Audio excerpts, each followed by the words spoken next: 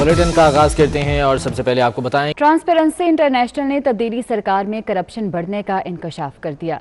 आलमी इदारे की सालाना रिपोर्ट के 2012 से 2020 तक के अदादोशुमार बता रहे हैं हमारे साथी anchor Zeeshan Bashir.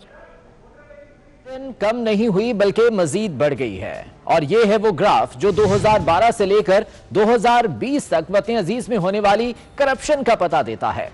Transparency international के रिपोर्ट के इस ग्राफ के मुताबिक 2012 में करप्शन में पाकिस्तान का 139वां नंबर था और फिर 2013 में पुरअमन जमहूरी इंतकाल इख्तिदार हुआ और नून लीग ने मुल्क की बागडोर संभाल ली।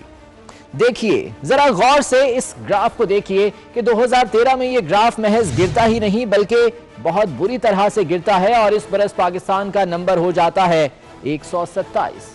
फिर ये गिरावट का सिलसिला जारी रहता है, यहां तक कि 2017 में हम 117 नंबर पर आ जाते हैं।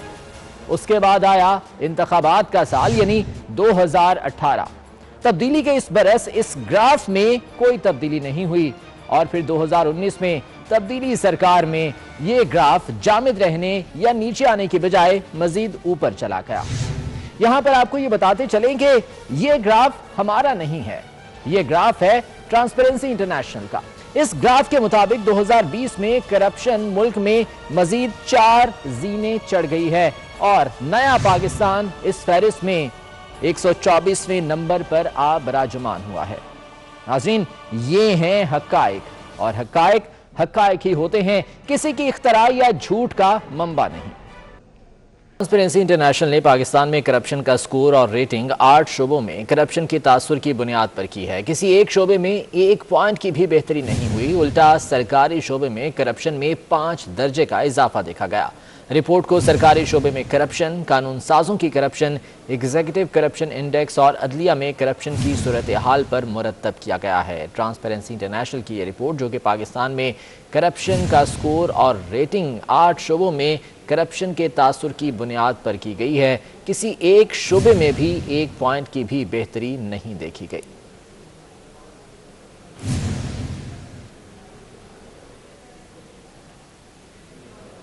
विफाकी काबीना ने जस्टिस रिटायर्ड अजमत सईद शेख पर मुश्तमिल ब्रॉडशीट कमीशन के TORs की मंजूरी दे दी। जराये के मुताबिक कमीशन को अफसरान और माहिरीन पर मुश्तमिल खुसूसी कमेटियां बनाने का इख्तियार होगा। कमीशन ब्रॉडशीट के इंतखाब, तकर्रुरी और मुआहदों की तहकीकात करेगा। ज़राए के मुताबिक कमीशन 2003 में मुआहदों की मनसूखी की वजूहात और असरात का जायजा लेगा, जबकि 2008 में ब्रॉडशीट को अदायगियों की वजूहात और $1.5 मिलियन की गलत अदायगी के जिम्मेदारान की निशानदही करेगा। कमीशन जायजा लेगा कि क्या बरतानवी अदालतों में केस मौसर तरीके से लड़ा गया और गैर कानूनी असासों की रिकवरी के केसेस क्यों बंद हुए। विफाकी काबीना ने जस्टिस रिटायर्ड अजमत सईद शेख पर मुश्तमिल ब्रॉडशीट कमीशन के TORs की मंजूरी दे दी है। विफाकी काबीना ने ब्रॉडशीट की तहकीकात के लिए जस्टिस रिटायर्ड अजमत सईद पर मुश्तमिल कमीशन के TORs की मंजूरी दे दी है। ज़राए का कहना है कि कमीशन को अफसरों और माहिरीन पर मुश्तमिल खुसूसी कमेटियाँ बनाने का इख्तियार होगा। ये कमीशन ब्रॉडशीट के इंतखाब, तकर्रुरी और मुआहदों की तहकीकात करेगा। ज़राए का कहना है कि कमीशन 2003 में मुआहदों की मनसूखी की वजूहात और असरात का जायजा लेगा, जबकि 2008 में ब्रॉडशीट को अदायगियों की वजूहात और $1.5 मिलियन की गलत अदायगी के जिम्मेदारान की भी निशानदही करेगा।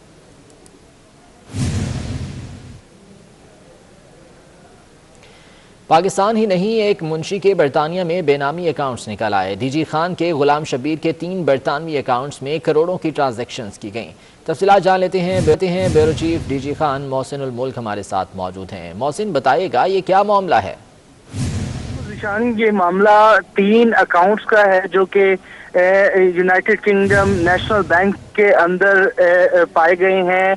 FBI ने इस सारे मामले को देखते हुए DG खान के शहरी जो कि किराए के मकान पे रहते हैं उन्हें एक नोटिस भेजा है, जिसके बाद जो शहरी है वो परेशान हो गए हैं। इन 3 अकाउंट्स के बारे में ये बताया जा रहा है ज़राए के मुताबिक कि इसमें करोड़ों पाउंड्स की ट्रांजैक्शन हुई है, जबकि शहरी जो है इस सारे मामले से ला इल्म दिखाई दे रहे हैं। इस सारी सूरत हाल में FBI ने शहरी से 8 फरवरी को तमाम तर तफसीलात के साथ जवाब तलब कर लिया है और उनसे ये भी पूछा गया है कि उनके पाकिस्तान के अंदर कोई अकाउंट है तो उसके बारे में बताया, जबकि शहरी का मौक़िफ़ है कि उसका उन्होंने आज तक ना तो यूके का ट्रैवल किया और ना ही पाकिस्तान में उनका कोई अकाउंट है। इस सारे मामले पर मज़ीद मामले की तहकीकात की जा रही हैं। बहुत शुक्रिया मोहसिन उल मुल्क अपडेट करने के लिए।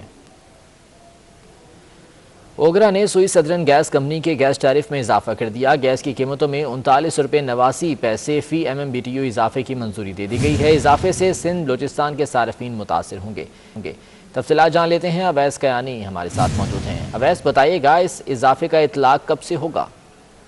सिंध और बलूचिस्तान की जो आवाम है उनके लिए गैस जो है वो मजीद महंगी करने की जो है वो तैयारियां कर ली गई हैं, क्योंकि ओगरा ने अपना फैसला सुना दिया है जिसमें 39 रुपये 89 पैसे फी MMBTU जो है वो गैस महंगी करने की जो है वो सिफारिश की गई है सुई सदन के लिए। और साथ ही साथ जो मीटर चार्जेस में भी 100% इजाफे की मंजूरी दी गई है और ओगरा की गैस में इजाफे का जो इतलाक है वो 1 जुलाई 2020 से करने की सिफारिश की गई है। और सुई सदन ने गैस रेट में इजाफे के लिए ओगरा की दरख्वास्त की थी और साथ ही साथ जितने भी तमाम जो मामला हैं वो वफाकी काबीना को भिजवा दिए हैं और वफाकी काबीना के बाद ये इम्प्लीमेंट होंगे, जिसमें मीटर रेंट और खुसूसी तौर पर जो टैरिफ है, रेट है जो 778 रुपये 79 पैसे फी MMBTU जो है मुकर्रर करने का कहा गया है। इसमें स्पेशली तौर पर बताया जा रहा है कि जो सदन के लिए गैस की औसत टैरिफ है वो 39 रुपये जो है 89 पैसे फी MMBTU जो है वो महंगी की जाएगी। ये फैसला जो है इसका नोटिफिकेशन होगा, गवर्नमेंट करेगी। ठीक है, नोटिफिकेशन होगा, उसके बाद इतलाक होगा। बहुत शुक्रिया अवैस कयानी अपडेट करने के लिए।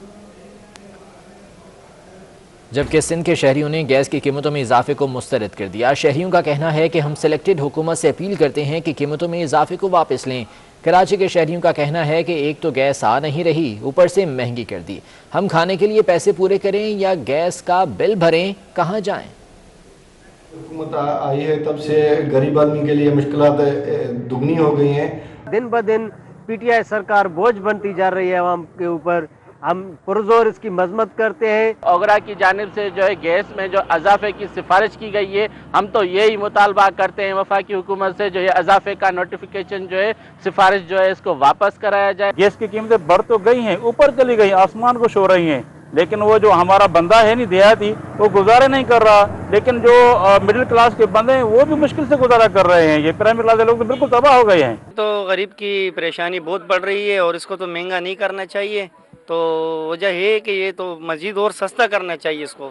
गरीब आदमी तो पहले से इतना परेशान है, तो हम यही बोलते हैं भाई हम लानतान से गुजारे चलते भाई, गरीबों से नेम तरे। ये बात तो है कि गैस एक मिल भी नहीं रही, ऊपर से जो है इतना बड़ा इन्होंने वो किया हुआ है, इशू बनाया हुआ है। घर में भी गैस नहीं आ रहे, हर कोई परेशान है और ख़ास तौर पे सर्दी का मौसम है जिसमें गैस की ज़रूरत ज़्यादा होती है।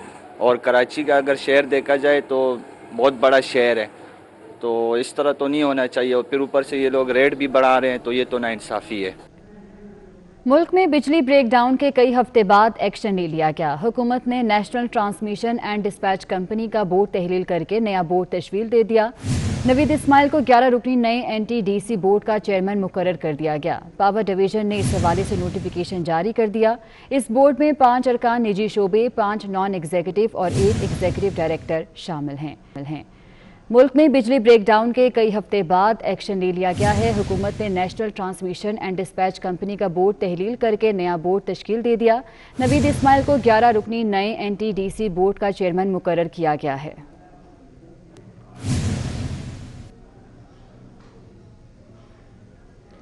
कोरोना ने राइस इंडस्ट्री की एक्सपोर्ट को बुरी तरह मुतासिर कर दिया। खलीजी ममालिक को राइस एक्सपोर्ट मुतासिर होने लगी। खलीजी ममालिक को चावल की 40% बरामदगी कम हो गई है। पाकिस्तान खलीजी रियासतों को सालाना 40 से 50 करोड़ डॉलर की एक्सपोर्ट करता है। कोरोना के बायस ईरान, सऊदी अरब, ओमान, दुबई की सियाहत और मजहबी मकामात की ज़ियारतें भी मुतासिर हुई हैं। कोरोना ने राइस इंडस्ट्री की एक्सपोर्ट को बुरी तरह मुतासिर कर दिया है।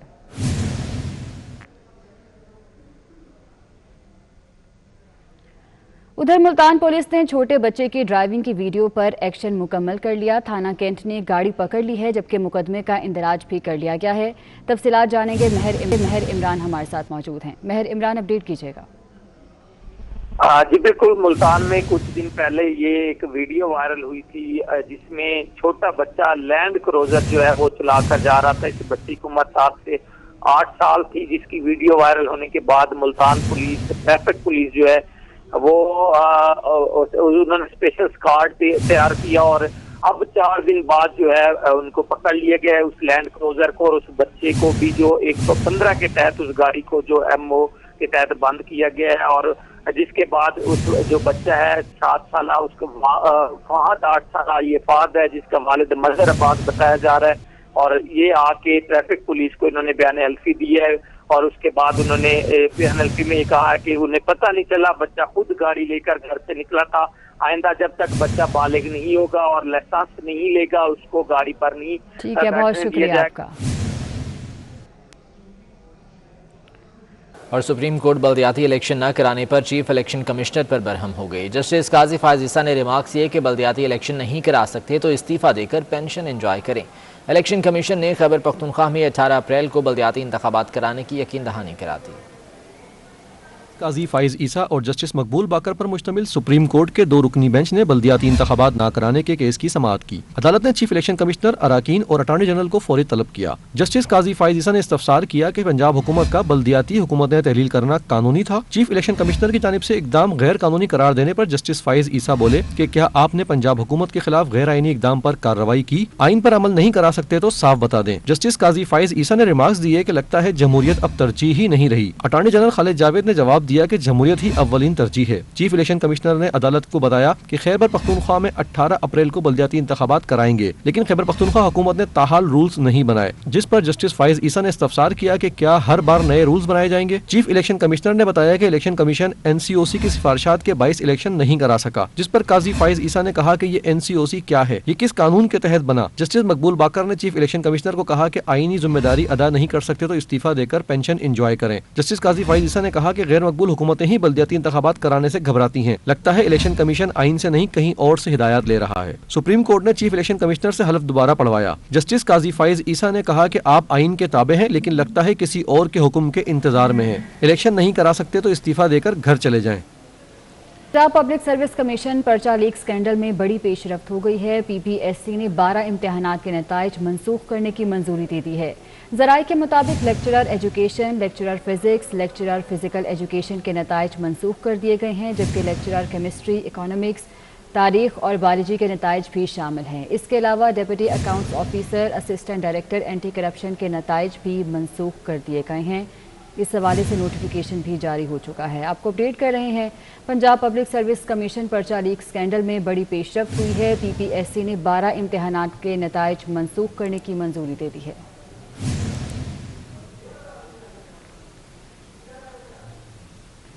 वफाकी ब्यूरोक्रेसी में आला सतह के तकर्रुर और तबादले कर दिए गए हैं। एडिशनल सेक्रेटरी इक्तिसादी अमूर डिवीजन एजाज असलम को एडिशनल सेक्रेटरी काबीना डिवीजन तैनात किया गया है। ग्रेड 21 के खालिद खान सेक्रेटरी बराए अटॉर्नी जनरल तैनात हो गए हैं। आपको अपडेट कर रहे हैं, तकर्रुर और तबादले के हवाले से वफाकी ब्यूरोक्रेसी में आला सतह के तकर्रुर और तबादले किए गए हैं, जिस हवाले से नोटिफिकेशन भी जारी किया गया है।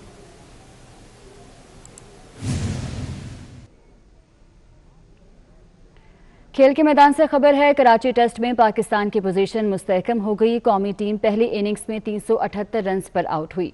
जनूबी अफ्रीका के दूसरी इनिंग्स में 187 रन्स पर 4 खिलाड़ी आउट हो गए। मेहमान टीम को 29 रन्स की बढ़तरी हासिल है।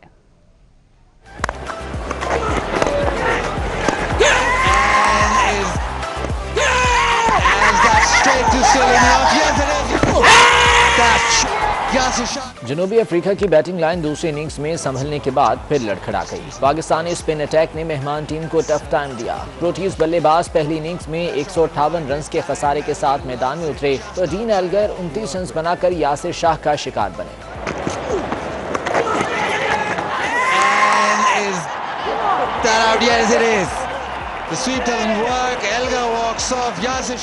जिसके बाद मरकरम और रॉसी वैन डोसन ने 127 रन की शराकत कायम की।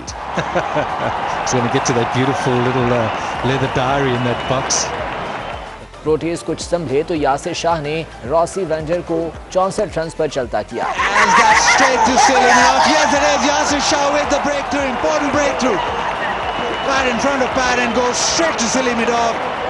Abid Ali with a quick reaction.